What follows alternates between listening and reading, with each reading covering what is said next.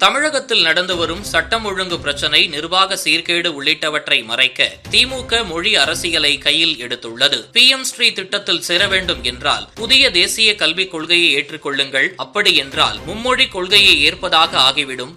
ஆகையால் PM ஸ்ரீ திட்டம் எங்களுக்கு வேண்டாம், ஆனால் பணம் மட்டும் எங்களுக்கு வேண்டும் என அடம் பிடிக்கிறது திமுக. தமிழகத்தின் கல்வி வளர்ச்சிக்கு SSA நிதி மட்டுமல்ல, பல்வேறு திட்டங்கள் வாயிலாக நிதிகள் வருகிறது என தமிழக பாஜக பதிலடி தந்து வருகின்றது. இதுகுறித்து சமீபத்தில் பாராளுமன்றத்தில் பேசிய மத்திய கல்வித்துறை அமைச்சர் தர்மேந்திர பிரதான், கடந்த காலங்களில் நாங்கள் தமிழ்நாடு அரசோடு விவாதங்களை நடத்தியிருக்கிறோம்.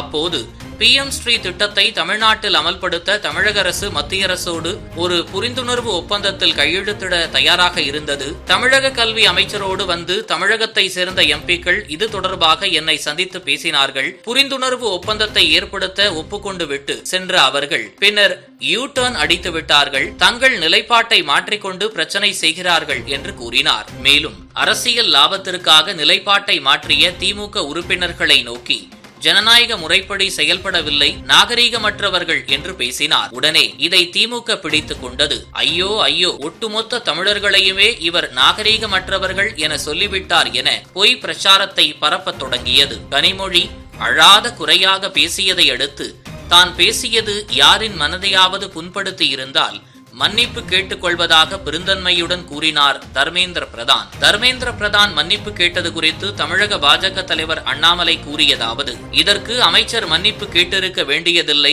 அவர் சொன்னதில் என்ன தவறு உள்ளது, இருந்தும் மன்னிப்பு கேட்டிருக்கிறார், இது அவரது பெருந்தன்மையை காட்டுகிறது என கூறியிருக்கிறார். அதேபோல் நாம் தமிழர் கட்சியின் தலைமை ஒருங்கிணைப்பாளர் சீமான் பேசுகையில், அவர் நாகரீகமற்றவர்கள் என்று சொன்னவுடன் தமிழ் மக்களை அவர் சொல்லிவிட்டார் என்று சொல்கிறீர்கள். ஒருவேளை திமுக பாராளுமன்ற உறுப்பினர்களை நாகரீகமானவர்கள் என்று சொன்னால் அந்த புகழை நீங்கள் வாங்கிக் கொள்வீர்கள். பழியை போட்டால் தமிழனுக்கு தள்ளிவிட வேண்டியது அப்படித்தானே என்று நறுக்கென்று கேட்டிருக்கிறார். ஆகையால் திமுக உருவாக்கிய பொய் பரப்புரை ஒட்டுமொத்தமாக அம்பலமாகி நிற்கிறது. அது மட்டுமில்லாமல் தவளை தன்வாயால் கெடும் என்ற பழமொழிக்கு ஏற்ப திமுக இந்த விவகாரத்தில் தர்மேந்திர பிரதானிடம் மீண்டும் வசமாக சிக்கியுள்ளது. மக்களவையில் அவர் பேசும் பொழுது சபை நாகரீகம் பற்றியும் பெண்களை எப்படி மதிக்க வேண்டும் என்பது குறித்தும் திமுக எங்களுக்கு பாடம் எடுக்க வேண்டிய அவசியமில்லை.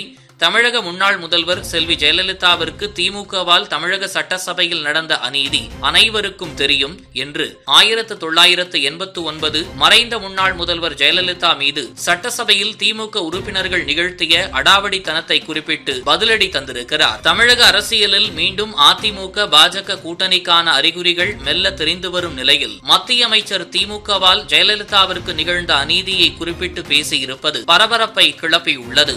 இதுபோன்று முக்கிய நிகழ்வுகள், அரசியல் தகவல்களை ஆழமாகவும் மாறுபட்ட கோணத்திலும் அறிந்து கொள்ள மறக்காமல் உங்கள் IND தமிழ் 24x7 பக்கத்தை பின்பற்றிக் கொள்ளவும்.